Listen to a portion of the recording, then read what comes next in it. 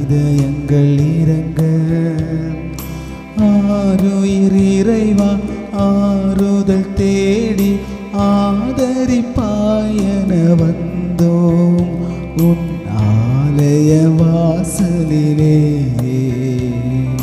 ஆலய மணிகள் முழங்க இன்று 1000 இதயங்கள் இறங்க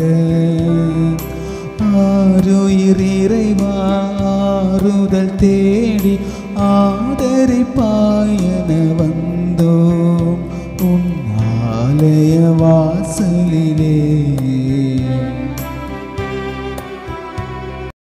தந்தை மகன் தூயாவியாரின் பெயராலே ஆமென். நம் ஆண்டவராகிய இயேசு கிறிஸ்துவின் அருளும் கடவுளின் அன்பும் தூயாவியாரின் நட்புறவும் உங்கள் அனைவரோடும் என்றும் இருப்பதாக. உம் ஆன்மாவோடும் இருப்பதாக. இன்று திரு அவை கிறிஸ்துவின் திருவுடல் திரு இரத்த பெருவிழாவை கொண்டாட அன்புடன் அழைத்து வந்துள்ளது.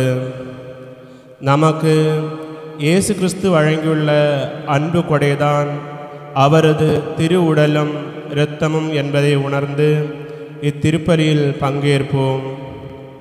அன்பை பல ஆயிரம் வழிகளில் நாம் உணர்த்தலாம்.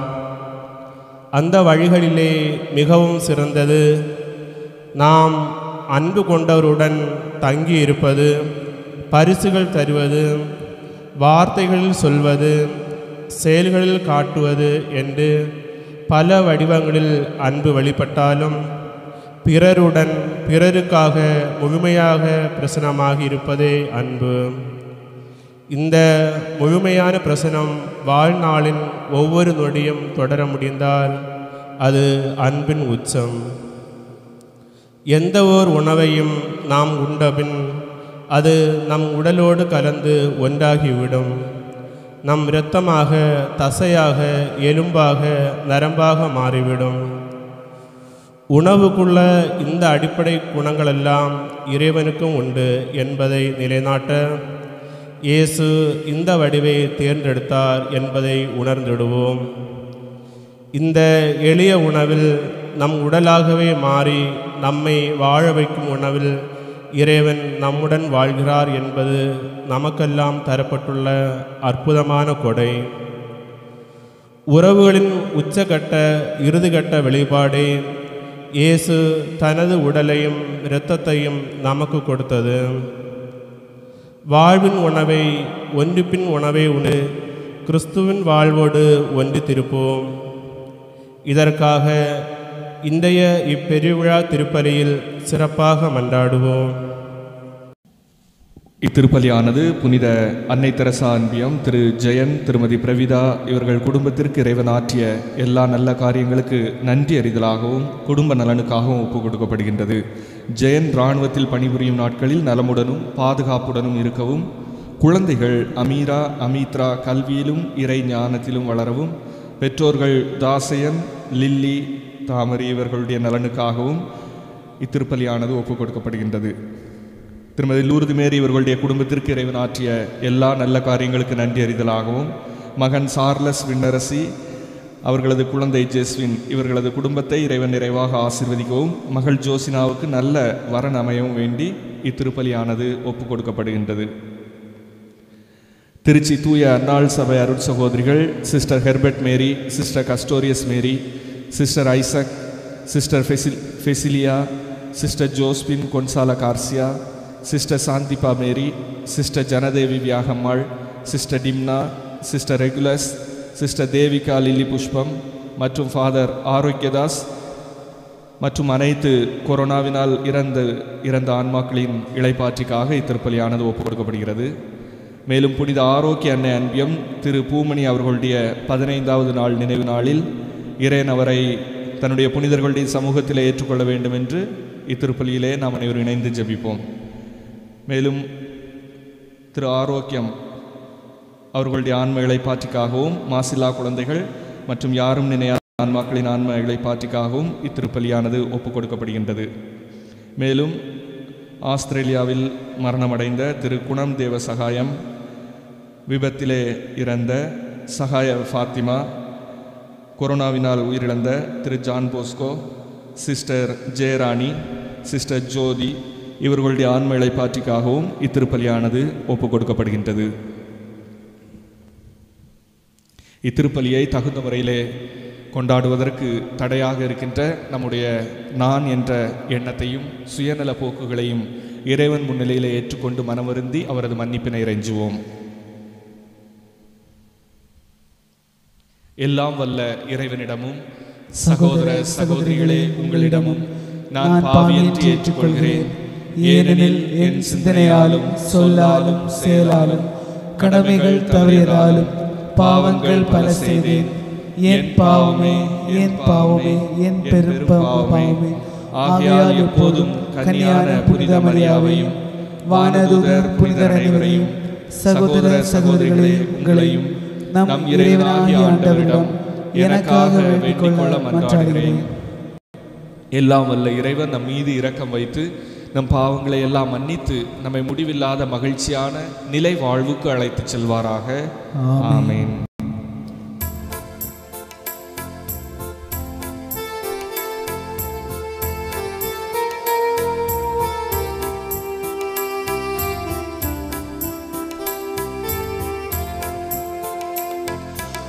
ஆண்டவரே இரக்கமாயிரும்,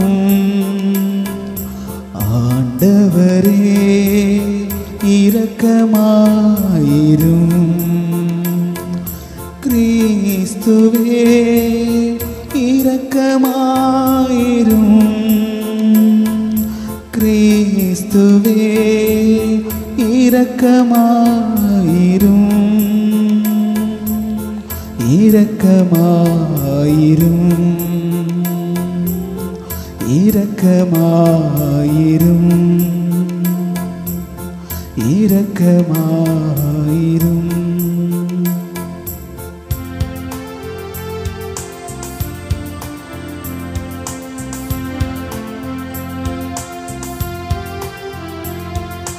உன்னதங்களிலே கடவுளுக்கு மாட்சி உண்டாகுக, உலகினிலே நல் மனத்தோருக்கு அமைதியாகுக. உம்மை புகழ்கின்றோம், உம்மை வாழ்த்துகின்றோம், உம்மை ஆராதிக்கின்றோம், உம்மை மாட்சிப்படுத்துகின்றோம். உமது மேலான மாட்சியின் பொருட்டு உமக்கு நன்றி கூறுகின்றோம்.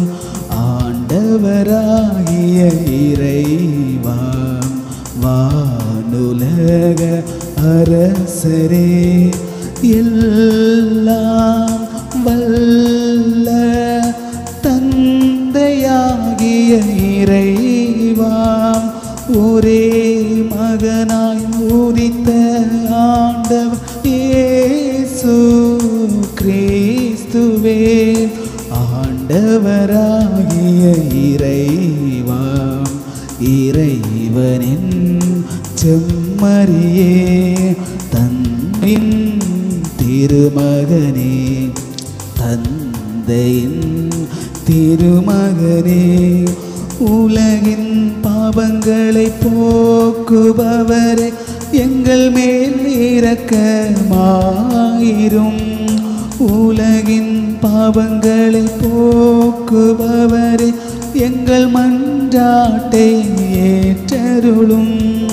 தந்தையின் வலப்பக்கம் வீற்றிருப்பவரே, எங்கள் மேல் இரக்கமாயிரும்.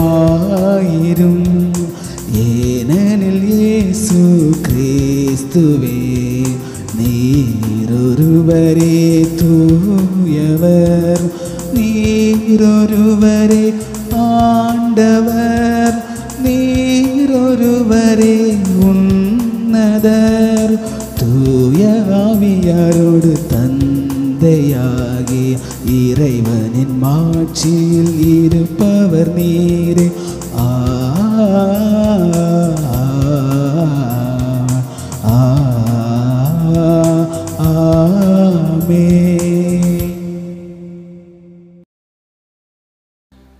மன்றாடுவோமாக.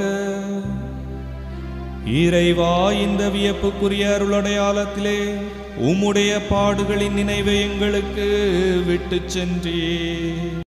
உம் திருவுடல் திரு இரத்தமாகியவற்றின் தூய மறைபொருளை வணங்கும் நாங்கள் உமது மீட்பின் பயனை இடைவிடாமல் துய்த்துணர்ந்து மகிழ அருள்வீராக. தந்தையாகிய இறைவனோடு தூயாவியானவரின் ஒன்றிப்பில் இறைவனா என்றென்றும் வாழ்ந்து ஆட்சி செய்கின்ற உம்மை மன்றாடுகின்றோம். ஆமென்.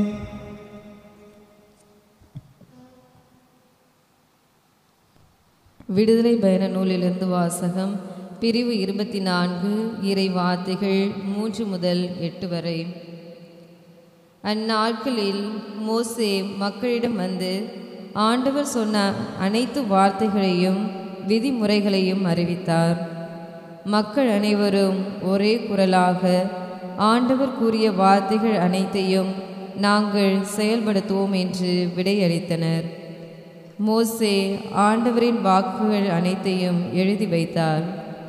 அதிகாலையில் அவர் எழுந்து மலையடிவாரத்தில் ஒரு பலிபீடத்தையும் இஸ்ரேலின் 12 குலங்களுக்காக 12 தூண்களையும் எழுப்பினார். அவர் இஸ்ரேல் மக்களின் இளைஞர்களை அனுப்பி வைக்க அவர்களும் ஆண்டவருக்கு எரிபலிகள் செலுத்தினர். மாடுகளை நல்லுறவு பலிகளாகவும் ஆண்டவருக்கு பலியிட்டனர். மோசே இரத்தத்தில் ஒரு பாதியை எடுத்து கலங்களில் விட்டு வைத்தார். மறுபாதியை பலிபீடத்தின் மேல் தெளித்தார். அவர் உடன்படிக்கையின் ஏட்டை எடுத்து மக்கள் காதுகளில் கேட்கும்படி வாசித்தார். அவர்கள் ஆண்டவர் கூறிய அனைத்தையும் நாங்கள் செயல்படுத்தி கீழ்ப்படிந்திருப்போம் என்றனர். அப்போது மோசே இரத்தத்தை எடுத்து மக்கள் மேல் தெளித்து, இவ்வனைத்து வார்த்தைகளுக்கும் இணங்க ஆண்டவர் உங்களோடு செய்துள்ள உடன்படிக்கையின் இரத்தம் இதோ என்றார். ஆண்டவரின் அருள்வாக்கு. இறைவனுக்கு நன்றி.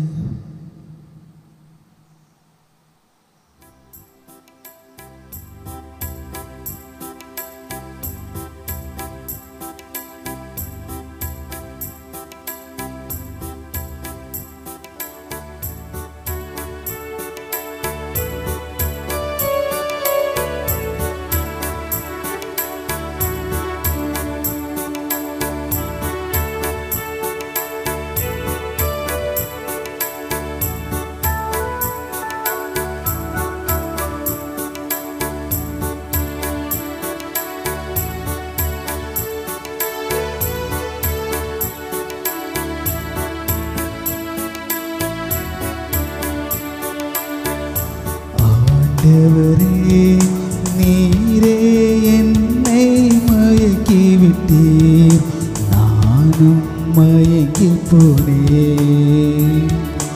ஆண்டவரே, நீரே என்னை மயக்கிவிட்டீர், நானும் மயங்கி போனேன்.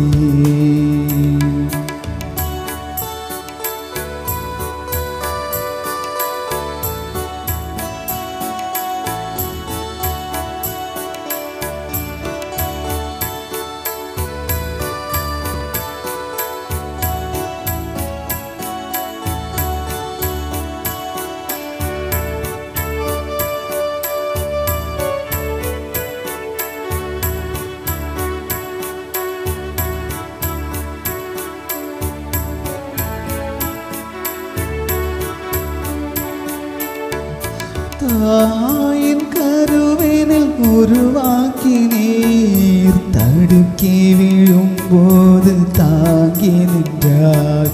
தூர சென்றாலும் துணையாய் வந்தீர், துன்பத்தில் வாழ துணிவை தந்தீர்.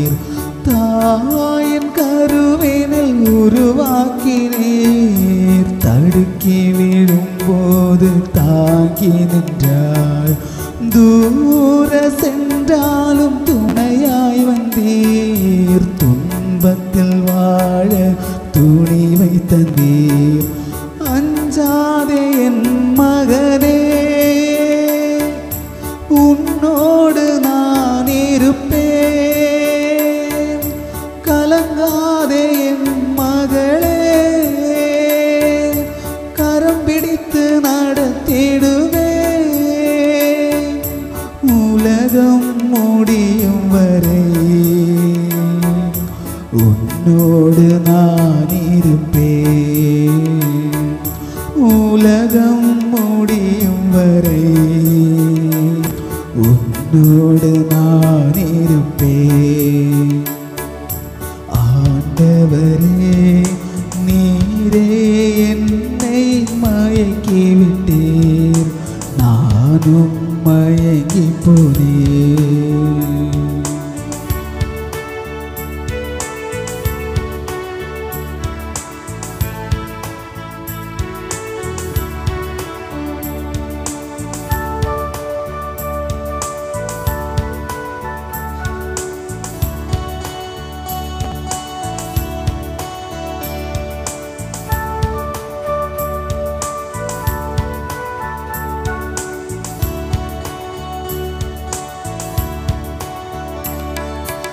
எளியோர்க்கு நற்செய்தி சொல்லிடுவாய். விடுதலை வாழ்வுக்கு உழைத்திடுவேன். உலகிற்கு ஒளியாய் விளங்கிடுவாய். உண்மைக்கு சாட்சி சொல்லிடுவேன். எளியோர்க்கு நற்செய்தி சொல்லிடுவாய். விடுதலை வாழ்வுக்கு உழைத்திடுவேன். உலகிற்கு ஒளியாய் விளங்கிடுவாய். உண்மைக்கு சாட்சி சொல்லிடுவேன். அஞ்சாதே என் மகனே, உன்னோடு நான் இருப்பேன். கலங்காதே என் மகளே, கரம் பிடித்து நடத்திடுவேன். உலகம் முடியும் வரை உன்னோடு நான் இருப்பேன். உலகம் முடியும் வரை உன்னோடு நான் இருப்பேன். ஆண்டவரே, நீரே என்னை மயக்கி விட்டீர். நானும் மயங்கி போனேன். ஆண்டவரே, நீரே என்னை மயக்கி விட்டீர். நானும் மயங்கி போனேன். நானும் மயங்கி போனேன். நானும் மயங்கி போனேன். இரண்டாம் வாசகம். கிறிஸ்துவின் இரத்தம் நம் மனச்சான்றை தூய்மைப்படுத்துகிறது. எபிரேயருக்கு எழுதப்பட்ட திருமுகத்திலிருந்து வாசகம். பிரிவு 9 இறை வார்த்தைகள் 11 முதல் 15 முடிய.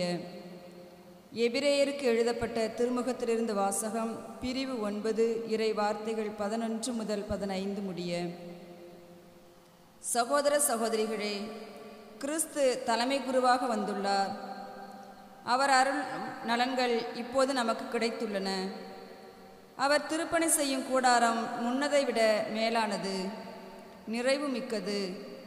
அது மனிதர் கையால் அமைக்கப்பட்டதல்ல, அதாவது படைக்கப்பட்ட இவ்வுலகை சார்ந்தது அல்ல. அவர் பலியாக படைத்த இரத்தம் வெள்ளாட்டுக்கடாய்கள், கன்றுக்குட்டிகள் ஆகியவற்றின் இரத்தம் அல்ல, அவரது சொந்த இரத்தமே.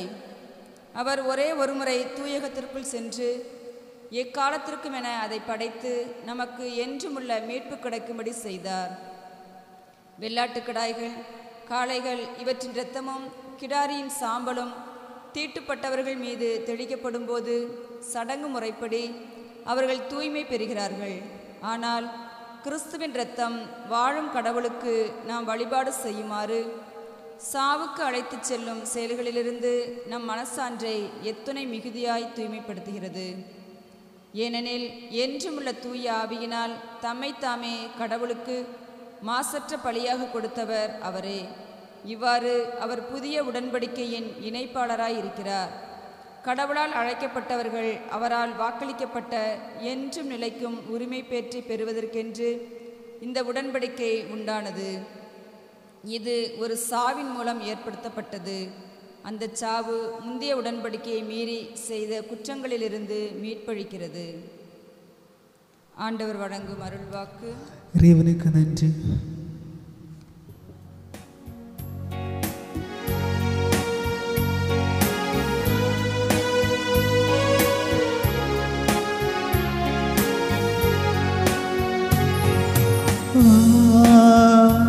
அல்லேலூயா, அல்லேலூயா,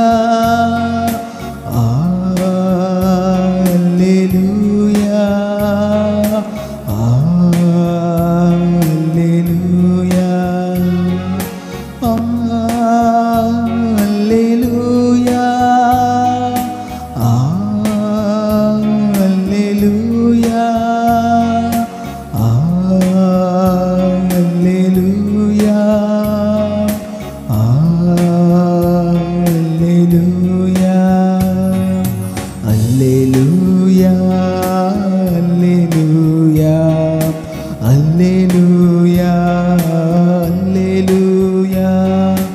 அல்லேலூயா, அல்லேலூயா, அல்லேலூயா,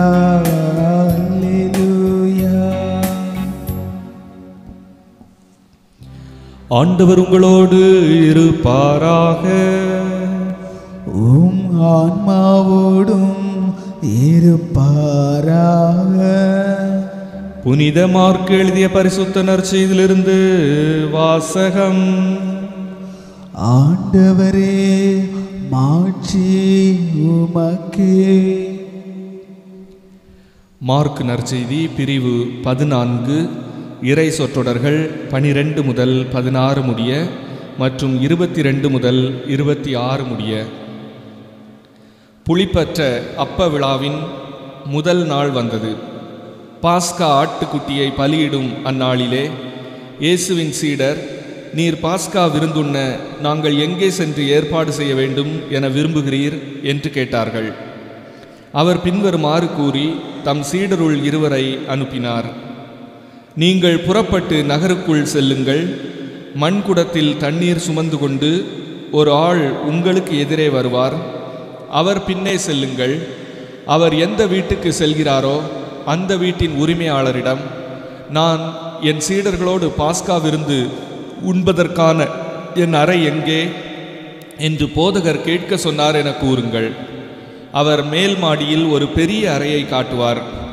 அது தேவையான வசதிகளோடு தயார் நிலையில் இருக்கும். அங்கே நமக்கு ஏற்பாடு செய்யுங்கள். சீடர்கள் சென்று நகரை அடைந்து தங்களுக்கு அவர் சொல்லியவாறே அனைத்தையும் கண்டு பாஸ்கா விருந்துக்கு ஏற்பாடு செய்தார்கள். அவர்கள் உண்டு கொண்டிருந்தபோது அவர் அப்பத்தை எடுத்து கடவுளை போற்றி அதை பிட்டு அவர்களுக்கு கொடுத்து, இதை பெற்றுக்கொள்ளுங்கள், இது என் உடல் என்றார். பின்பு அவர் கிண்ணத்தை எடுத்து கடவுளுக்கு நன்றி செலுத்தி அவர்களுக்கு கொடுத்தார். அனைவரும் அதிலிருந்து பருகினர். அப்பொழுது அவர் அவர்களிடம், இது எனது உடன்படிக்கையின் இரத்தம், பலருக்காக சிந்தப்படும் இரத்தம். இனிமேல் இறையாட்சி வரும் அந்நாளில்தான் நான் திராட்சை பழ ரசத்தை குடிப்பேன். அதுவரை ஒருபோதும் குடிக்க மாட்டேன் என உறுதியாக உங்களுக்கு சொல்கிறேன் என்றார். அவர்கள் புகழ் பாடல் பாடிவிட்டு ஒலிவ மலைக்கு சென்றார்கள்.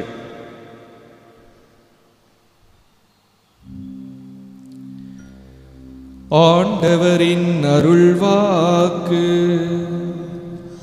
கிறிஸ்துவே உமக்கு புகழ்.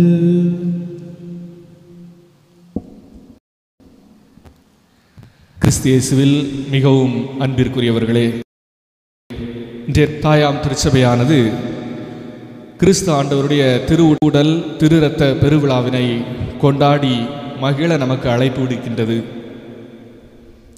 லியோனார்டோ டாவின்சி அவர்கள் வரைந்த அந்த இறுதி உணவு ஓவியத்தை நாம் அனைவருமே பார்த்திருப்போம், கேள்விப்பட்டிருப்போம். உலக பிரசித்தி பெற்ற அந்த ஓவியத்தின் அருமை பெருமைகளை அறியாமல் அது பல நூற்றாண்டுகள் ஒரு துறவற மடத்தின் உணவறையிலே தொங்கிக் கொண்டிருந்ததாம்.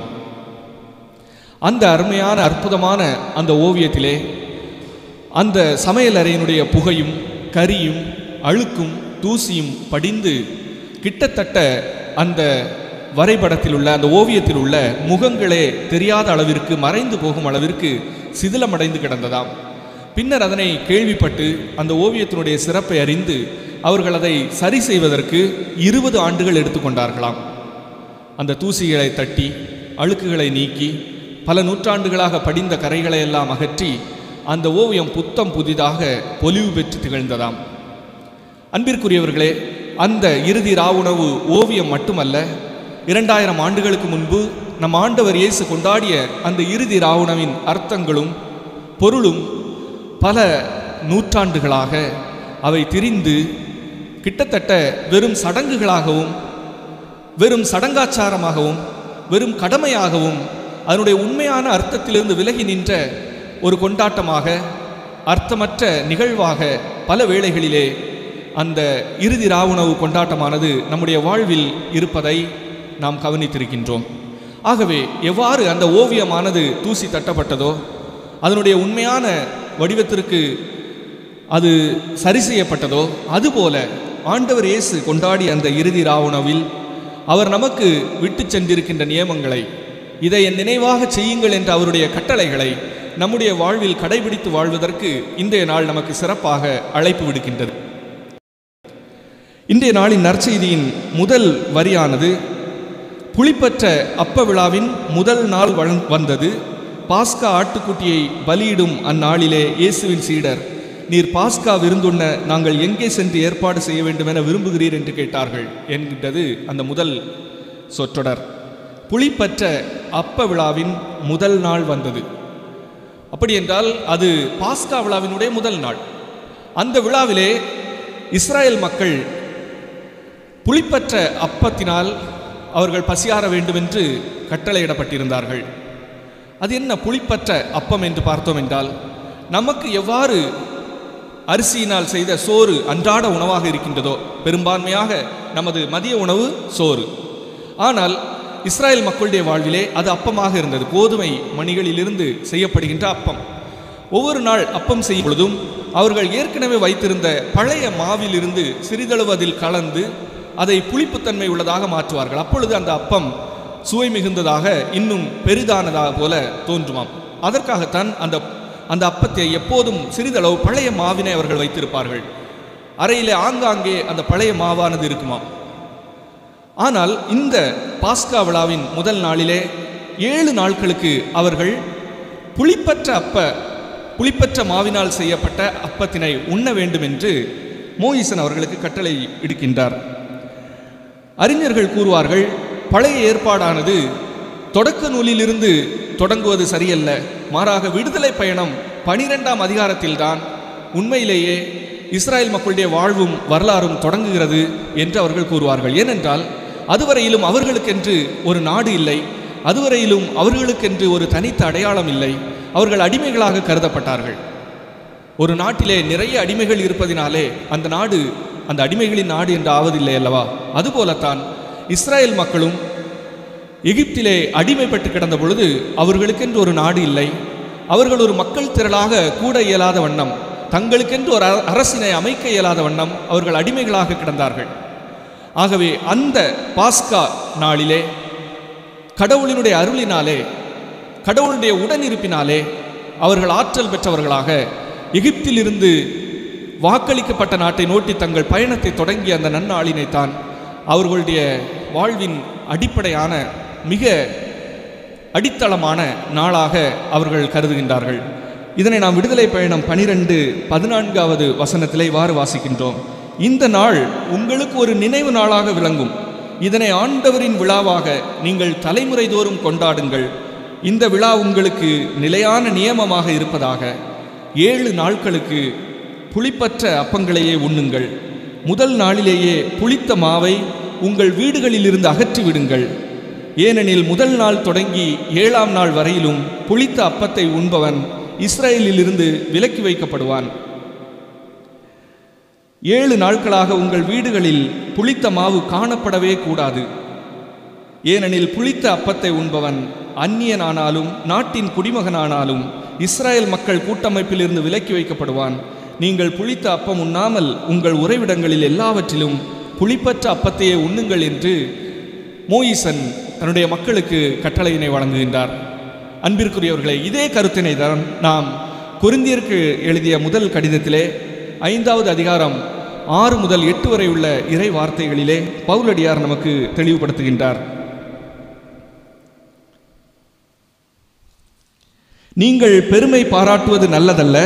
சிறிதளவு புளிப்பு மாவு பிசைந்த மாவு முழுவதையும் புளிக்க வைக்கும் என்பது உங்களுக்கு தெரியாதா? எனவே புளிப்பு சத்துள்ள பழைய மாவை தூக்கி எறிந்து விடுங்கள். அப்போது நீங்கள் புதிதாய் பிசைந்த மாவாயிருப்பீர்கள். உண்மையில் நீங்கள் புளிப்பற்ற மாவாய்த்தான் இருக்கின்றீர்கள். ஏனெனில் நம் பாஸ்கா ஆடாகிய கிறிஸ்து பலியிடப்பட்டிருக்கின்றார். ஆகையால் பழைய புளிப்பு மாவை தவிர்க்க வேண்டும். தீமை பரத்தமை போன்ற புளிப்பு மாவோடு அல்ல, மாறாக நேர்மை உண்மை போன்ற புளிப்பற்ற அப்பத்தோடு பாஸ்காவை கொண்டாடுங்கள் என்று பவுலடியார் நமக்கு கட்டளை விடுக்கின்றார். அன்பிற்குரியவர்களே, கிறிஸ்தவர்களாகிய நமக்கு நம் ஆண்டவர் இயேசுவினுடைய பாடுகளும் இறப்பும் உயிர்ப்பும் தான் பாஸ்கா விழாவாக இருக்கின்றது. அந்த பாஸ்கா விழாவிலும் நாம் பழமையை களைந்து வாழ்வுக்குள் அழைக்கப்படுகின்றோம் என்பதைத்தான் இந்த புளிப்பற்ற அப்ப விழா நமக்கு எடுத்துரைக்கின்றது. நம்முடைய வாழ்விலே அந்த பழமையை நாம் கைவிடுவதற்கு தயாராக இருக்கின்றோமா? நம்முடைய வாழ்வை தொடர்ந்து சலிப்படைய செய்கின்ற புளிப்படைய செய்கின்ற காரியங்களிலிருந்து விலகி உண்மையிலேயே கடவுளினுடைய உரிமை மக்களாக, உண்மையிலேயே கடவுளுடைய விடுதலையை அனுபவித்த மக்களாக, சுதந்திரத்தோடும் முழு உள்ளத்தோடும் முழு ஆன்மாவோடும் கடவுளையும் பிறரையும் அன்பு செய்து வாழ்வதற்கு நம்முடைய பழமைகளை நாம் களைந்தொழிய வேண்டும். ஜாதி என்ற கொடுமை நமது சமூகத்திலே புரையோடி கிடக்கின்றன. இது எத்தனை ஆண்டுகளாக நமது சமூகத்தை புளிப்ப மிக்கதாக மாற்றியிருக்கின்றது என்பதை நாம் அறிந்திருக்கின்றோம். நம்முடைய உலகினை ஒரு குறுகிய வட்டத்திற்குள் சுருக்குவதாக, மனிதர்களை பிரித்து பாகுபாடு பேணுவதாக, மனிதர்களை சக மனிதர்களை மதித்து அன்பு செய்யாதவர்களாக நம்மை மாற்றுவதாக இத்தகைய பழமை வாய்ந்த கோட்பாடுகள் நமது சமூகத்திலே இருப்பதை நாம் கண்டுகொள்ள வேண்டும். அதனை அகற்றிவிட நமது வாழ்வில் இருந்து தூக்கி எறிய நாம் தயாராக இருக்க வேண்டும். இது ஒரு வகையில் சமூக புளிப்பு மாவாக இருந்தாலும் நம்முடைய தனிப்பட்ட வாழ்விலும் கூட இத்தகைய புளிப்பு மாவுகள், நான் எனது என்ற எண்ணங்கள், இந்த கொரோனா காலத்திலும் பேராசை பிடித்த செயல்பாடுகள், விலையை உயர்த்தி பொருட்களை விற்கின்ற அந்த மனப்பான்மை, இந்த கொடிய நேரத்திலும் மருந்துகளை உயர்ந்த விலைக்கு விற்பது, இது போன்ற எத்தனையோ ஆசைகள், பேராசைகள் மனிதர்களுடைய மனிதத்தன்மையை சிதைத்து அவர்களை முழு மனிதர்களாக, மகிழ்ச்சியான மனிதர்களாக, கடவுளுக்கு உகந்த மனிதர்களாக வாழ்வதற்கு தடையாக இருக்கின்ற நேரத்திலே இன்று ஆண்டவர் இயேசு அந்த புளிப்பு மாவினை நம்முடைய வாழ்வில் இருந்து அகற்றிவிட நமக்கு அழைப்பு விடுக்கின்றார். புதிதாக பிசைந்த மாவாக இருங்கள் என்று பவுலடியார் கூறுகின்றார். அந்த புளிப்பு மாவு என்பது ஒரு அடையாளம்தான். ஆனால் அது நம்முடைய வாழ்விலே தீமை பரத்தமை போன்ற புளிப்பு மாவோடு அல்ல, மாறாக நேர்மை உண்மை என்ற புளிப்பற்ற அப்பத்தோடு நாம் பாஸ்கா விழாவை, இந்த திருப்பலியினை கொண்டாடுவதற்கு நாம் அழைக்கப்பட்டிருக்கின்றோம். அன்பிற்குரியவர்களே, தொடர்ந்து இன்றைய நற்செய்தியினுடைய அடுத்த கட்டத்திற்கு செல்லும் பொழுது ஆண்டவர் இயேசு பின்வருமாறு சீடர்களுக்கு கூறினார். நீங்கள் புறப்பட்டு நகருக்குள் செல்லுங்கள். மண் குடத்தில் தண்ணீர் சுமந்து கொண்டு ஒரு ஆள் உங்களுக்கு எதிரே வருவார். அவர் பின்னே செல்லுங்கள் என்று கூறுகின்றார். மண் குடத்தில் தண்ணீர் சுமந்து வருபவர்கள் பெரும்பாலும் அந்த சமூகத்தில் யூத மக்களுடைய வழக்கப்படி பெண்களாகத்தான் இருந்தார்கள். ஆகவே இங்கு ஆண் பெண் என்ற பாகுபாடற்ற ஒரு வாழ்வும், சமத்துவம் நிறைந்த ஒரு வாழ்வும், மனிதர்கள் தாழ்ச்சியோடு அனைத்து வேலைகளையும் செய்வதற்கு அழைக்கப்படுகின்றோம் என்ற ஒரு பண்பினையும் இந்த ஒரு குறிப்பின் மூலமாக நம்மால் புரிந்து கொள்ள முடிகின்றது. அடுத்ததாக, நான் என் சீடர்களோடு பாஸ்கா விருந்து உண்பதற்கான என் அறை எங்கே என்று போதகர் கேட்க சொன்னார் என கூறுங்கள். அவர் மேல் மாடியில் ஒரு பெரிய அறையை காட்டுவார். அது தேவையான வசதிகளோடு தயார் நிலையில் இருக்கும். அங்கே நமக்கு ஏற்பாடு செய்யுங்கள் என்று ஆண்டவர் இயேசு கூறுகின்றார். பாஸ்கா விழாவினை கொண்டாடுவதற்கு மேல் மாடியில் ஒரு அறை ஏற்பாடு செய்யப்பட்டிருந்தது. நாம் கடந்த வாரத்திலே கூட அந்த மலை என்பது கடவுளுடைய பிரசன்னமாக, மலை உச்சியிலே நம்முடைய பார்வைகள் மாறுவதாக, நம்முடைய பார்வைகள் அழகு பெறுவதாக நாம் யோசித்திருந்தோம், சிந்தித்திருந்தோம். அதுபோல இன்றைய நாளிலும் கூட இந்த பாஸ்கா விழாவினை கொண்டாடுவதற்கு ஆண்டவர் இயேசு அந்த மேல் மாடியை தேர்வு செய்ய அழைக்கின்றார். அன்பிற்குரிய, இது வெறுமனே அந்த இடத்தினை குறிப்பது மட்டுமல்ல, மாறாக கிறிஸ்தவர்களுடைய நம்முடைய வாழ்வு பிறருடைய வாழ்வில் இருந்து, கிறிஸ்துவை அறியாதவர்களுடைய வாழ்வில் இருந்து உயர்ந்ததாக, அது உயர்வு மனப்பான்மையில் அல்ல, மாறாக மதிப்பீடுகளில் உயர்ந்ததாக, மனிதத்தன்மையில் உயர்ந்ததாக, அனைவரையும் அரவணைக்கின்ற பண்பிலே உயர்ந்ததாக திகழ வேண்டும். அதுதான் பாஸ்கா விழாவிற்கான தயாரிப்பின் முதல் படி என்பதை இந்த வாக்கியமானது நமக்கு எடுத்துரைக்கின்றது. அதற்கு அடுத்ததாக மேல் மாடியில் ஒரு பெரிய அறையை காட்டுவார். சிறிய அறை அல்ல, திருச்சபை என்பது ஒரு பெரிய அறை. இந்த அறையிலே அனைவரும் அழைக்கப்படுகின்றார்கள், அனைவரும் ஏற்றுக்கொள்ளப்படுகின்றார்கள். இந்த அறையிலே யாரும் அவர்களுடைய பழைய வாழ்வை குறித்து தீர்ப்பிடப்படுவதில்லை. இங்கே அன்பும் இரக்கமும் மன்னிப்பும் திகழ்கின்றது என்பதுதான் அந்த பெரிய அறை நமக்கு எடுத்து காட்டுகின்றது. மத்தேயு நற்செய்தி 22ஆம் அதிகாரம் 9 முதல் 10 வரை உள்ள அந்த இறை வார்த்தைகளிலே திருமண விருந்து உவமையை இயேசு கூறுகின்ற சமயத்திலே இவ்வாறு குறிப்பிடுகின்றார். எனவே நீங்கள் போய் சாலையோரங்களில் காணும் எல்லோரையும் திருமண விருந்துக்கு அழைத்து வாருங்கள் என்றார். அந்த பணியாளர்கள் வெளியே சென்று வழியில் கண்ட நல்லோர் தீயோர் யாவரையும் கூட்டி வந்தனர். திருமண மண்டபம் விருந்தினரால் நிரம்பி வழிந்தது என்று நாம் வாசிக்கின்றோம். அன்பிற்குரியவர்களே, நம்முடைய ஆலயமானது அனைத்து மக்களையும் ஏற்றுக்கொள்கின்ற, அனைத்து மக்களையும் அவர்களுடைய பழைய வாழ்வினால் தீர்ப்பிடாத ஒரு புதிய வாழ்வுக்கு அழைப்பு விடுக்கின்ற ஒரு இடமாக இருக்க வேண்டும். இதைத்தான் நம்முடைய திருத்தந்தையும் கூட, நம்முடைய ஆலயம் என்பது ஒரு போர்க்களத்திலே இருக்கின்ற ஒரு சிறிய மருத்துவமனை போன்றது. இங்கே காயம்பட்ட மனிதர்கள் குணமடைவதற்காக வருகின்றார்கள் என்று குறிப்பிடுகின்றார். ஆகவே அன்பிற்குரியவர்களே, நாம் ஆண்டவர் இயேசுவினுடைய உடலையும் இரத்தத்தையும் கொண்டாடி மகிழ்வதற்கு அழைக்கப்படுகின்ற பொழுது அது சுட்டி காட்டுகின்ற மதிப்பீடுகளை நம்முடைய வாழ்வாக்க வேண்டும். ஒரு துறவி 12 காலங்களுக்கு முன்பே ஒரு துறவி நெருப்பினை எவ்வாறு செய்வது என்று ஆராய்ச்சிகள் செய்தார். அதனை சரியாக நெருப்பினை உருவாக்குவதற்கான கோட்பாடுகளை எல்லாம் அவர் செய்தார், கருவிகளை உருவாக்கினார். கடைசியாக அவர் நெருப்பினை உருவாக்குகின்ற அந்த திறமையிலே அவர் பாண்டித்தியம் பெற்றார். இது ஒரு மிகப்பெரிய கண்டுபிடிப்பாக இருந்தது. அந்த துறவி இந்த கண்டுபிடிப்பானது மக்களுக்கு பயன்படட்டுமே என்று வட துருவத்திலே பனியால் சூழப்பட்டிருந்த அந்த பகுதிகளிலே வாழ்கின்ற மக்களுக்கு இந்த நெருப்பினை கொண்டு சென்றால் அவர்களுடைய வாழ்விற்கு இது மிகவும் பயனுள்ளதாக இருக்கும் என்று அந்த மக்கள் வாழ்கின்ற அந்த பகுதிக்கு சென்றாராம். அங்கே இனக்குழுவினர், அந்த பனி பிரதேசங்களிலே வாழ்கின்ற அந்த இனக்குழுவினர் அவரை முதலிலே ஏற்றுக்கொண்டார்கள். அவருடைய திறமையை பார்த்து வியந்தார்கள். ஓ, நெருப்பு எவ்வளவு ஒரு அற்புதமான கண்டுபிடிப்பு என்று அவர்கள் உணர்ந்தார்கள். ஆயினும் அந்த மக்களினுடைய தலைவர்களாக இருந்து அவர்களை வழிநடத்தியவர்கள், இந்த மக்கள் எல்லாம் இந்த துறவியின் பின்னால் செல்கிறார்களே, இவன் இருப்பது நம்முடைய அதிகாரத்திற்கு ஆபத்து என்று அந்த துறவியை யாருக்கும் தெரியாமல் கொன்று விடுகின்றார்கள். அத்தோடு நில்லாமல் அவருடைய படத்தினை வரைந்து அவர்களுடைய கோவிலினுடைய மையத்திலே வைத்து, இவர் உண்மையிலேயே கடவுளின் மகனாக நமக்கு வந்திருக்கின்றார், ஆகவே தான் நெருப்பினை உருவாக்குகின்ற கோட்பாடுகளை அவர் உருவாக்கி இருக்கின்றார் என்று அவற்றையெல்லாம் அவர்கள் விருப்பப்படி அதனை தொகுத்து வைத்து, இதனை மீறுபவர்கள், இந்த கோட்பாடுகளை மீறுபவர்கள் தண்டிக்கப்படுவார்கள், இந்த இனக்குழுவில் இருந்து விரட்டியடிக்கப்படுவார்கள் என்றெல்லாம் அவர்கள் புதிய புதிய கோட்பாடுகளையும் கற்பிதங்களையும் கற்றுத்தந்தார்கள். ஆனால் நெருப்பினை உருவாக்கும் கலையினை அவர்கள் மறந்துவிட்டார்கள். ஆகவே அன்பிற்குரியவர்களே, இது ஒரு கற்பனை கதையாக இருந்தாலும் நம்முடைய வாழ்விலும் கூட ஆண்டவர் இயேசுனுடைய போதனைகள், ஆண்டவர் இயேசுனுடைய இந்த பாஸ்கா கொண்டாட்டமானது வெறுமனே சடங்குகளாக, சடங்காச்சாரமாக இருந்தது என்றால் அது நிச்சயமாக நம்முடைய வாழ்விற்கு பயன்படாத ஒன்றாக, வெறும் நேரத்தினை, காலத்தினை வீணடிப்பதான ஒரு நிகழ்வாக இருந்துவிடும். ஆகவே தான் இன்றைய நாளானது ஆண்டவருடைய உடலினையும் இரத்தத்தினையும் கொண்டாடுவதற்கு அழைக்கப்படுகின்ற இந்த சிறப்பு நாளிலே அது நமக்கு சுட்டி காட்டுகின்ற பண்பு நலன்களை, மதிப்பீடுகளை நமதாக்கி கொள்ள நாம் இன்றைய நாளிலே அழைக்கப்படுகின்றோம்.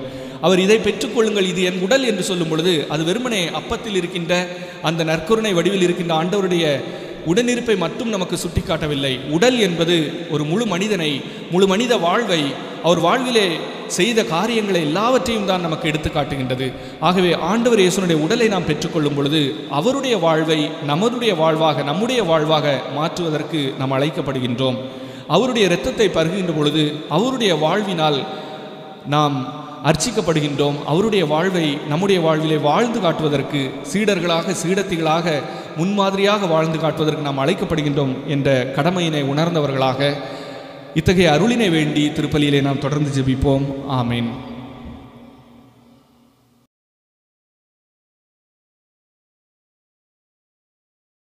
அனைவரும் எழுந்து நின்று நம்முடைய நம்பிக்கையினை அறிக்கையிடுவோம்.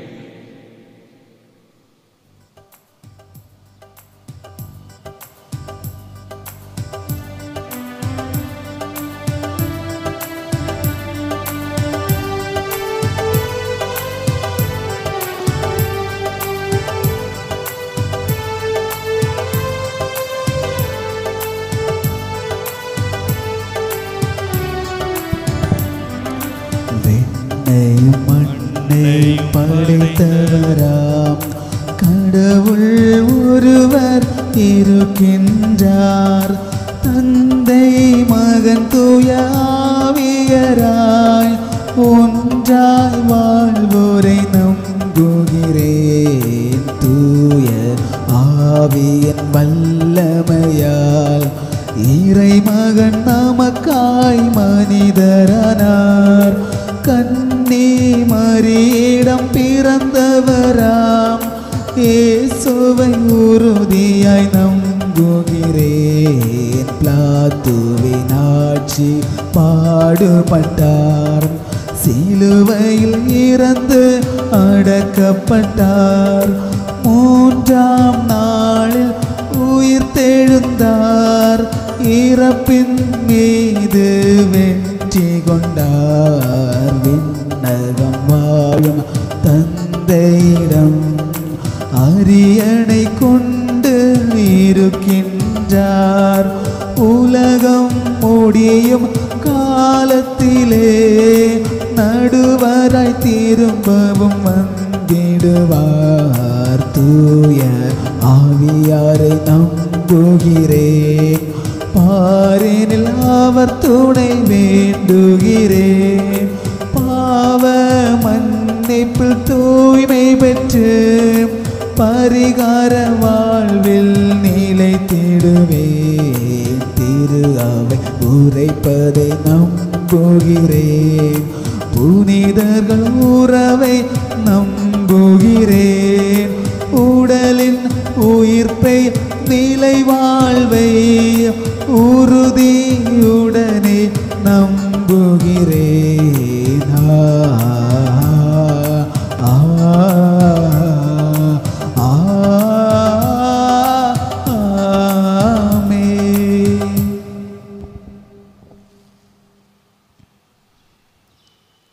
கடவுள் நல்லாயனாக இருந்து நம்மை பசும்புல் வெளிகளுக்கு அழைத்துச் செல்கின்றார்.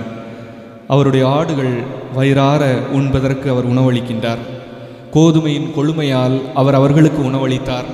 மலை தேனால் அவர்களுக்கு நிறைவளித்தார் என்று திருப்பாடல் 80:17 வாசிப்பது போல ஆண்டவர் இயேசு நம்முடைய வாழ்வை அவருடைய அன்பால் ஆசீர்வாதத்தால் நிரப்ப வேண்டும் என்று அனைவரும் இணைந்து ஜெபிப்போம். நம்முடைய திருச்சபையை வழி நடத்துகின்ற திருத்தந்தை, ஆயர்கள், குருக்கள், கன்னியர், பொதுநிலையினர் அனைவரையும் ஆண்டவர் தன்னுடைய அன்பால் நிறைத்து அவர்கள் உப்பாக ஒளியாக இருந்து இந்த உலகிலே ஆண்டவருடைய அன்பிற்கு சான்று பகருமாறு இந்த நாளிலே அவர்கள் அனைவரையும் ஆண்டவருடைய இரக்கத்திலே ஒப்பு கொடுத்து ஜெபிக்கின்றோம். இன்னும் நம்முடைய நாடுகளை ஆட்சி செய்கின்ற ஆட்சியாளர்கள், அதிகாரிகள் அனைவரையும் ஆண்டவர் ஆசீர்வதித்து மக்களுடைய நலனினை முதன்மையாக கொண்டு குறிப்பாக இந்த கொரோனா காலத்திலே நோயினால் பாதிக்கப்பட்டவர்களுக்கு நல்ல சிகிச்சை அவர்கள் பெற்றுக்கொள்ளும்படியாகவும், இந்த கொரோனாவினால் வேலை வாய்ப்புகளை இழந்து வீடுகளிலே முடங்கி கிடந்து பொருளாதார வறுமையினாலே அவதிப்பட்டு கொண்டிருக்கின்ற குடும்பங்களை கைதூக்கி விடுவதிலும், நம்முடைய ஆட்சியாளர்கள் சிறந்த முறையிலே செயல்படுவதற்கும் ஞானத்தோடு அவர்கள் திட்டங்களை தீட்டுவதற்கும் தேவையான ஆசீர்வாதங்களை ஆண்டவர் அவர்களுக்கு தருமாறு இந்த நேரத்தில் நாம் அனைவரும் இணைந்து அவர்களுக்காக ஜெபிப்போம்.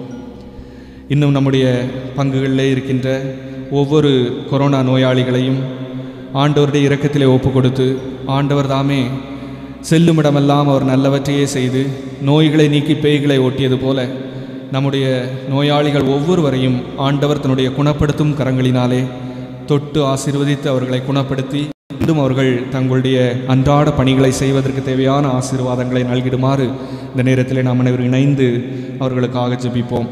இன்னும் மருத்துவமனைகளிலே பணிபுரிகின்ற செவிலியர்கள், மருத்துவர்கள், சுகாதாரத்துறையினர், காவல்துறையினர், கொரோனாவிற்காக அந்த போரிலே எதிர்த்து நிற்கின்ற முன்கள பணியாளர்கள் ஒவ்வொருவரையும் ஆண்டவர் ஆசீர்வதித்து அவர்களுக்கு தேவையான நல்ல உடல் உள்ள சுகத்தினையும் பாதுகாப்பினையும் அளித்து உடனிருப்பினாலே அவர்களுக்கு ஆறுதலையும் பலத்தையும் அளித்து அவர்கள் தொடர்ந்து தங்கள் கடமைகளை செய்வதற்கு தேவையான ஆற்றலினை ஆண்டவர் அவர்களுக்கு தருமாறு இந்த நேரத்தில் அனைவரும் இணைந்து அவர்களுக்காக நாம் ஜெபிப்போம்.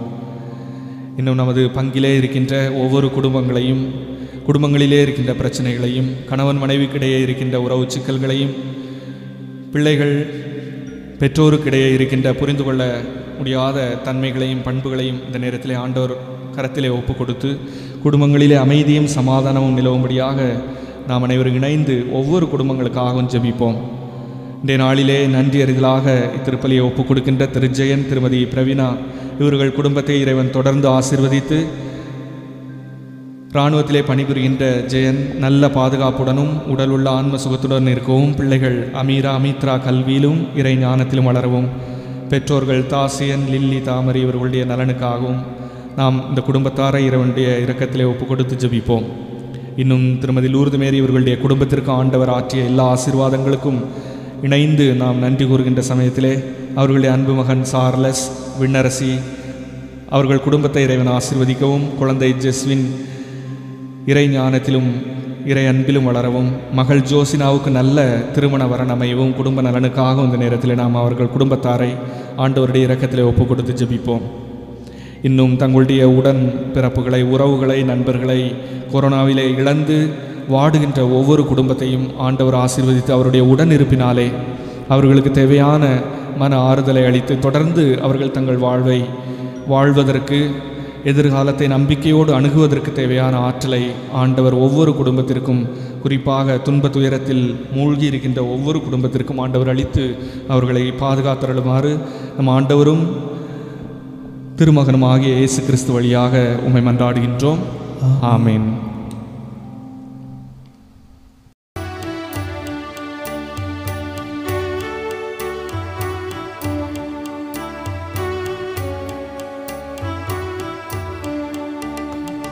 கொண்டு வந்தேன் உந்தன் பீடம் ஏற்றிடு என் இறைவா, எந்தன் மனமும் உடலும் உமக்காய் தருவேன் ஏற்றிடுவாய். கொண்டு வந்தேன் உந்தன் பீடம் ஏற்றிடு என் இறைவா, எந்தன் மனமும் உடலும் உமக்காய் தருவேன் ஏற்றிடுவாய்.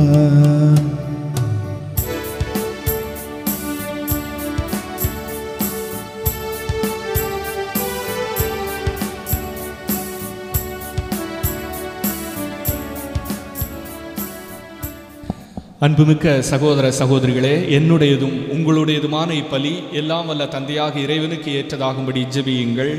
ஆண்டவர் தமது பேரின் புகழ்ச்சிக்காகவும் மாட்சிக்காகவும் நமது நன்மைக்காகவும் புனித திரு அவை அனைத்து நலனுக்காகவும் உமது கையிலிருந்து இப்பலியை ஏற்றுக்கொள்வாராக.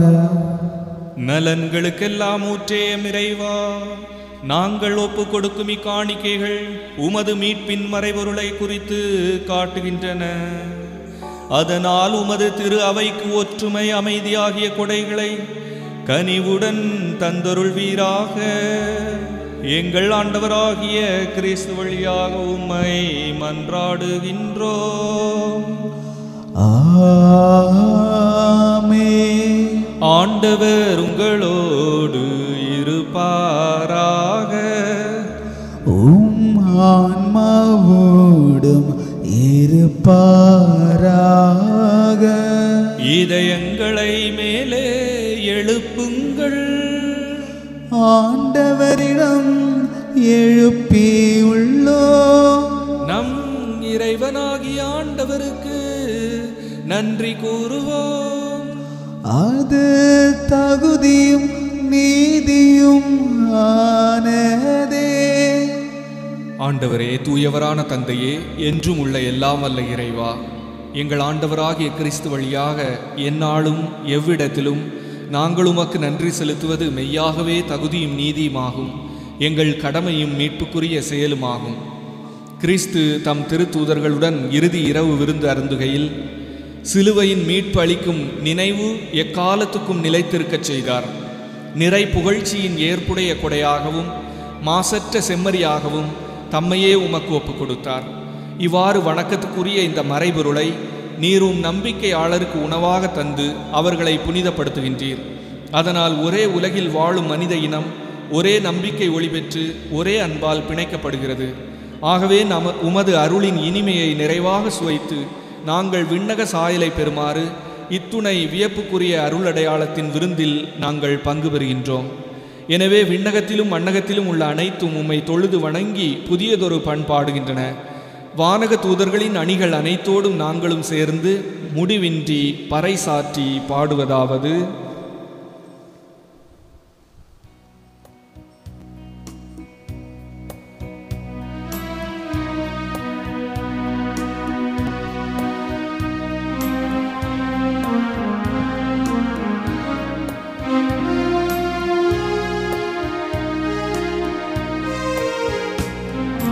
தூயவர் தூயவர் தூயவர் வான்படைகளின் கடவுள் ஆண்டவர். விண்ணகமும் மண்ணகமும் உமது மாட்சியா நிறைந்துள்ளன. உன்னதங்களிலே ஓசன்னா, உன்னதங்களிலே ஓசன்னா. ஆண்டவர் பெயரா வருகிறவர் ஆசி பெற்றவர். உன்னதங்களிலே ஓசன்னா, உன்னதங்களிலே ஓசன்னா. ஆண்டவரே, நீர் மெய்யாகவே தூயவர், தூய்மை அனைத்துக்கும் ஊற்று. ஆகவே உம்முடைய ஆவியை பொழிந்து இக்காணிக்கைகளை தூய்மைப்படுத்த உம்மை வேண்டுகின்றோம். இவ்வாறு எங்கள் ஆண்டவர் இயேசு கிறிஸ்துவின் உடலும் இரத்தமுமாக எங்களுக்கு இவை மாறுவனவாக. அவர் பாடுபட உளம் கனிந்து தம்மை கையளித்த போது அப்பத்தை எடுத்து நன்றி செலுத்தி அதை பிட்டு தம் சீடர்களுக்கு அளித்து அவர் கூறியதாவது: அனைவரும் இதிலிருந்து பெற்று உண்ணுங்கள், ஏனெனில் இது உங்களுக்காக கையளிக்கப்படும் என் உடல்.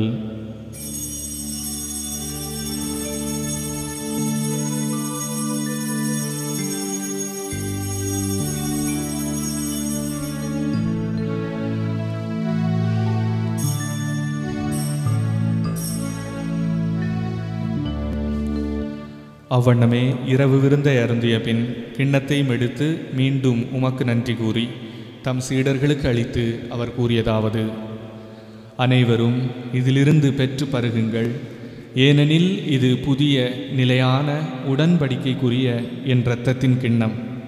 இது பாவ மன்னிப்புக்கென்று உங்களுக்காகவும் பலருக்காகவும் சிந்தப்படும். இதை என் நினைவாகச் செய்யுங்கள்.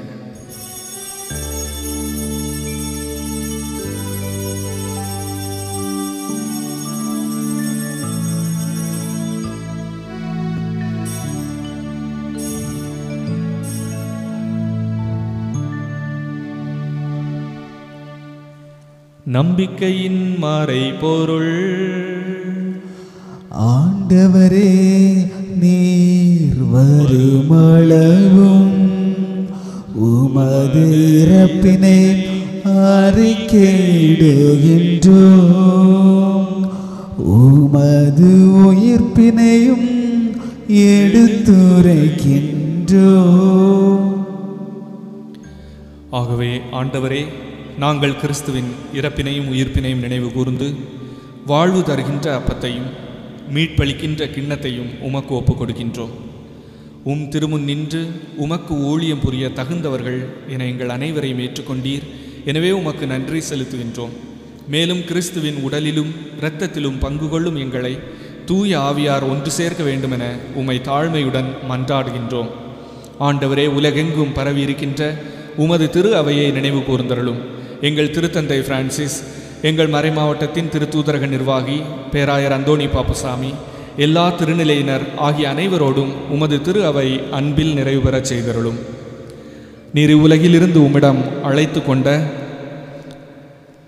திருச்சி தூய அன்னாள் சபை அருட்சகோதரிகள் sister Herbert Mary, sister Castorius Mary, sister Isaac, sister Visilia, sister Josephine Gonzala Garcia, sister Santhiba Mary, sister Janadevi Viyagammal, sister Dimna, sister Regulus, sister Devika Lilly Pushpam மற்றும் ஃபாதர் ஆரோக்கியதாஸ், மேலும் கொரோனாவினால் இறந்த அனைவரையும், மேலும் திரு பூமணி அவர்களுடைய 15வது நினைவு நாளில் அவருடைய ஆன்மாவையும், திரு ஆரோக்கியம், திரு Gunam Devasagayam, Thirumathi Sagaya Fathima, Thiru John Bosco, sister Jayarani, sister Jothi, உம் அடியார்களை நினைவு கூர்ந்தருளும். உம் திருமகனோடு அவரது இறப்பில் இணைக்கப்பட்டிருந்த இவர்களும் உயிர்ப்பிலும் அவரைப் போல இருக்கச் செய்தருளும். மேலும் உயிர்த்தெழும் எதிர்நோக்குடன் துயில் கொள்ளும் எங்கள் சகோதர சகோதரிகளையும் இறந்து போனோர் அனைவரையும் இரக்கத்துடன் நினைவு கூர்ந்து உமது திருமுக ஒளியினுள் ஏற்றருளும். எங்கள் அனைவர் மீதும் இரக்கமாயிரும். கடவுளின் கன்னித்தாயான புனித மரியா, அவருடைய கணவரான புனித யோசேப்பு, புனித திருத்தூதர்கள், எம் சபையின் நிறுவனரும் பாதுகாவலருமான புனித ஜான் லியோனார்தியார், புனித அண்ணா, புனித சுவக்கின், மேலும் இவ்வுலகில் உமக்கு உகந்தவராய் இருந்தோர் ஆகிய புனிதர் அனைவருடனும் நாங்களும் நிலை வாழ்வில் பங்கு கொள்ளும் தகுதி பெற்று உம் திருமகன் இயேசு கிறிஸ்து வழியாக உம்மை புகழ்ந்தேத்தும் வரமருள உம்மை மன்றாடுகின்றோம்.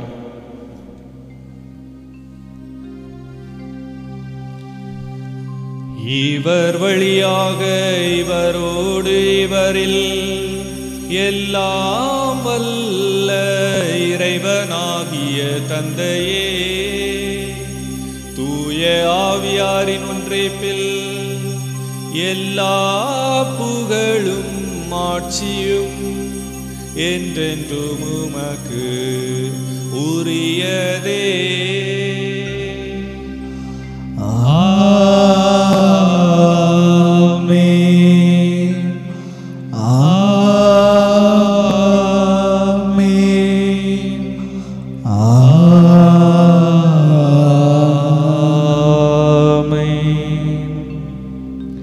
மீட்பரின் கட்டளையால் கற்பிக்கப்பட்டு இறை படிப்பினையால் பயிற்சி பெற்ற நாம் துணிந்து பாடுவோம்.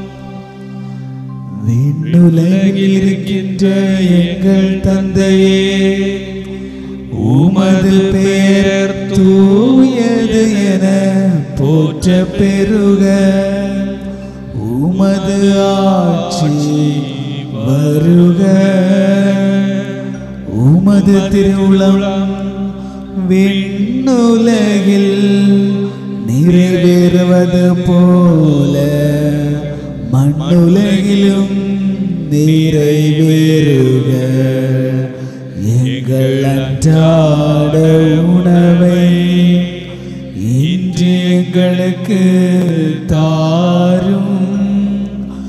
எங்களுக்கு எதிராக குற்றம் செய்வோரே நாங்கள் மன்னிப்பது போல எங்கள் குற்றங்களை மன்னியும்.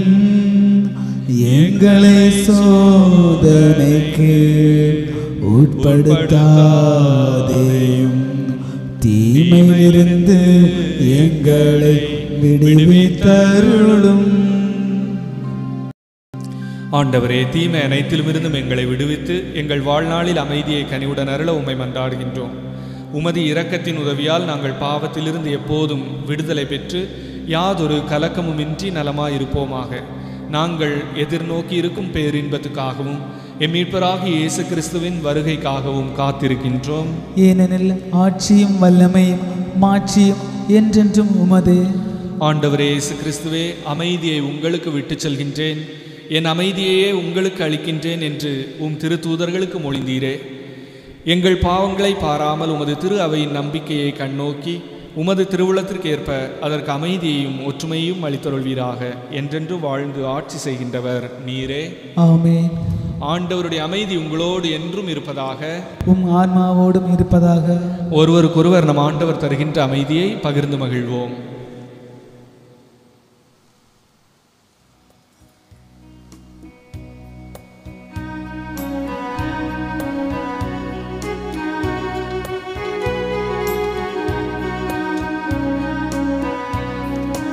உலகின் பாவம் போக்கும் இறைவனின் செம்மறியே எம்மே வையும் உலகின் பாவம் போக்கும் இறைவனின் செம்மறியே எம் மேல் இரக்கம் வையும் உலகின் பாவம் போக்கும் இறைவனின் செம்மறியே எமக்கு அமைதி அருளும்.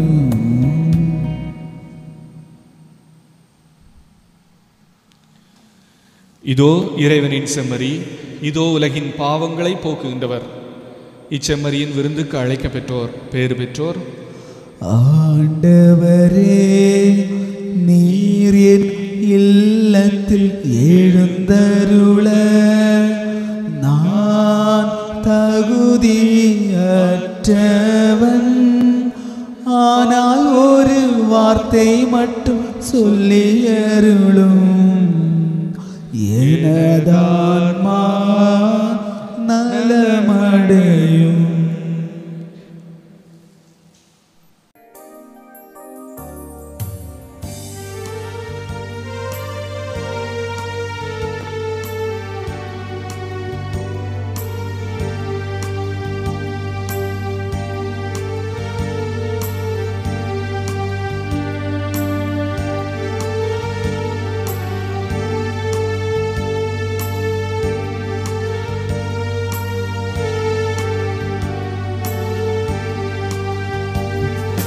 எனக்காக வாழுகின்ற இயேசு என்னை தான் தேடி வந்தாரே.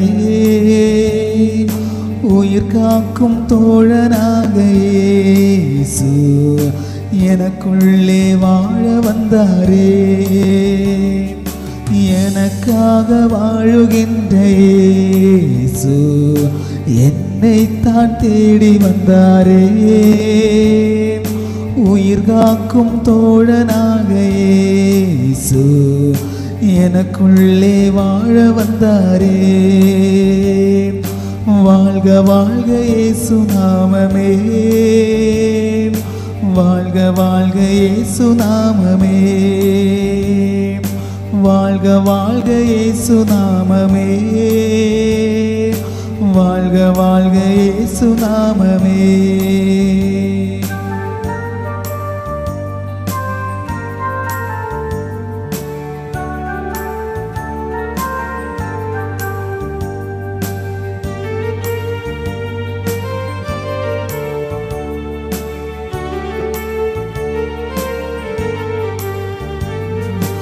இறையாட்சி பணிக்காக இடைவிடாமல் பயணிக்கின்ற இளைய உள்ளம் கொண்ட தோழரே,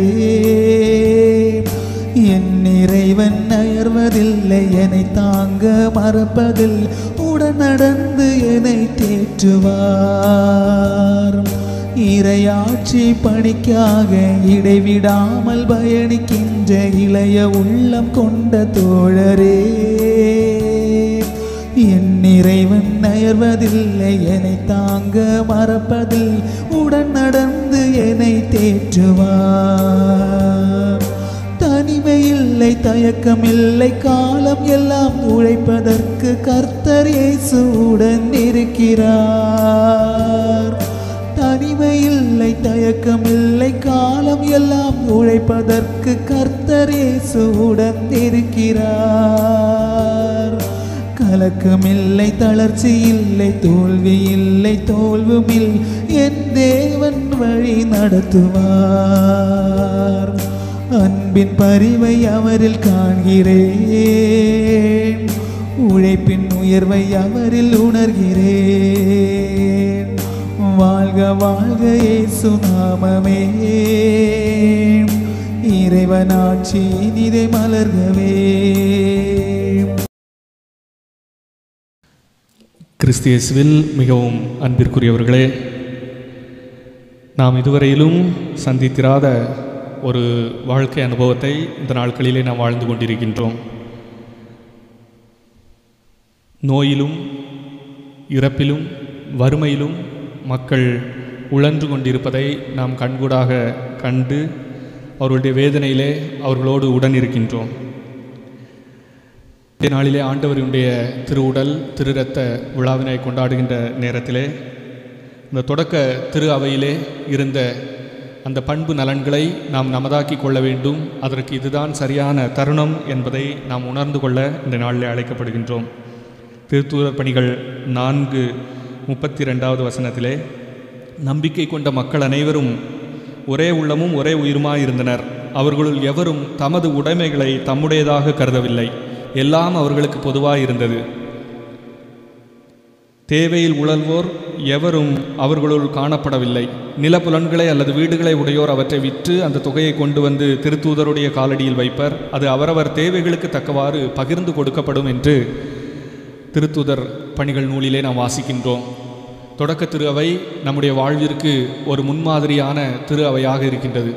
ஆகவே இன்றைய நாட்களிலே நாம் பங்கு பேரவை ஆமூசா இணைந்து நமது அன்பியங்களிலே மிகவும் தேவையில் இருக்கின்ற அல்லல் படுகின்ற அத்தியாவசிய பொருள்களுக்கே கஷ்டப்படுகின்ற குடும்பங்களை தேர்ந்தெடுத்து அவர்களுக்கு உதவிகளை செய்யலாம் என்று முடிவெடுத்திருக்கின்றோம்.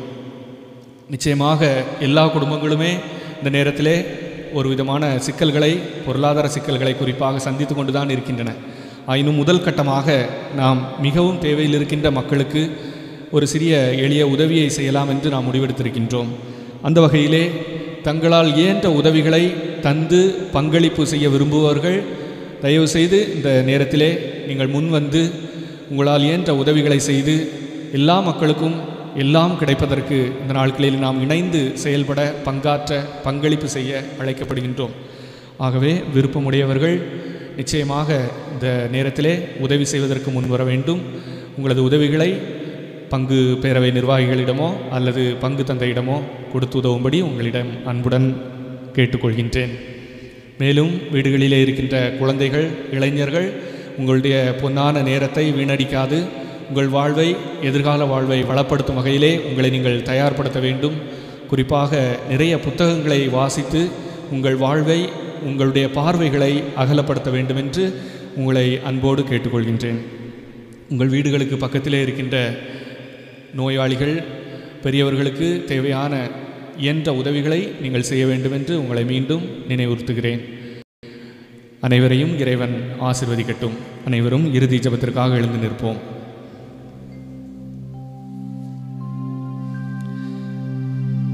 அன்பே உருவான இறைவா, உயர் மதிப்புள்ளவும் திருவுடலையும் திரு இரத்தத்தையும் நாங்கள் இவ்வுலகில் உட்கொள்வது உமது இறைத்தன்மையை சுவைத்து இன்புறுவதன் முன்னடையாளமாக திகழ்கின்றது. அதனால் நாங்கள் அப்பேரின்பத்தில் என்றென்றும் மகிழ்ந்திருக்க அருள் புரிவீராக. என்றென்றும் வாழ்ந்து ஆட்சி செய்கின்ற உம்மை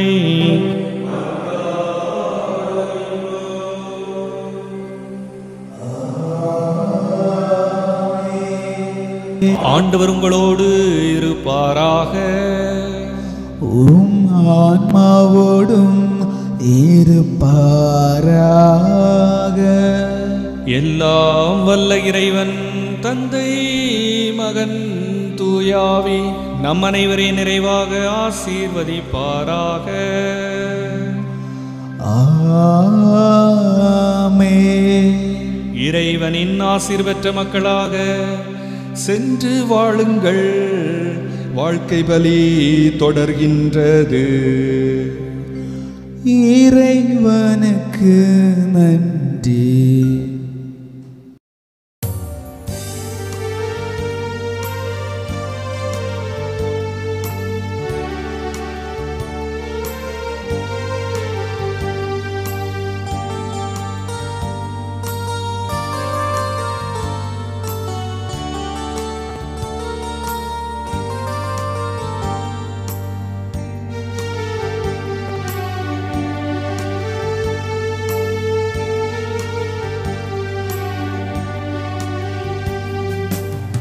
விண்ணெழுந்து செல்லும் இந்த ஜப பாட்டு,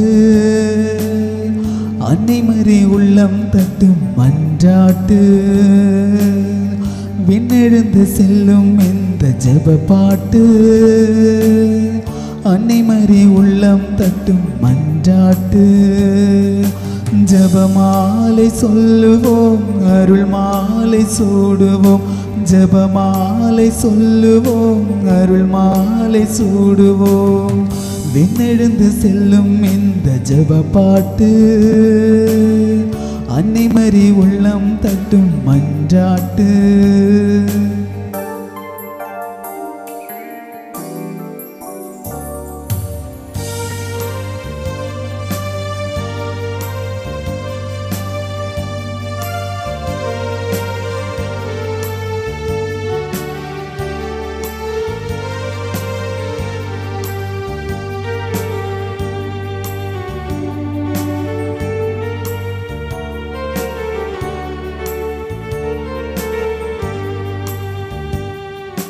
விண்ணக தாயின் அன்பு பரிசாம் அன்னை மரியாள், மன்னவர் தாயின் பெரும் பரிசாம் அருள்மணியாம். விண்ணக தாயின் அன்பு பரிசாம் அன்னை மரியாள், மன்னவர் தாயின் பெரும் பரிசாம் அருள்மணியாம். சொல்லுன்னா துயரம் நீங்கவே, சொந்தங்கள் யாவும் சூழவே. சொல்லுன்னா துயரம் நீங்கவே, சொந்தங்கள் யாவும் சூழவே. ஜெபமாலை சொல்லுவோம், அருள் மாலை சூடுவோம். ஜெபமாலை சொல்லுவோம், அருள் மாலை சூடுவோம். விண்ணெழுந்து செல்லும் இந்த ஜெப பாட்டு அன்னை மரி உள்ளம் தட்டும் மன்றாட்டு. விண்ணெழுந்து செல்லும் இந்த ஜெப பாட்டு அன்னை மரி உள்ளம் தட்டும் மன்றாட்டு. ஜெபமாலை சொல்லுவோம், அருள் மாலை சூடுவோம். ஜெபமாலை சொல்லுவோம், அருள் மாலை சூடுவோம். நித்திய ஸ்துதிக்குரிய பரிசுத்த பரமதிவ்ய நற்கருணைக்கு சதா காலமும் ஆராதனையும் ஸ்துதி ஸ்தோத்திர நமஸ்காரமும் உண்டாக கடவது.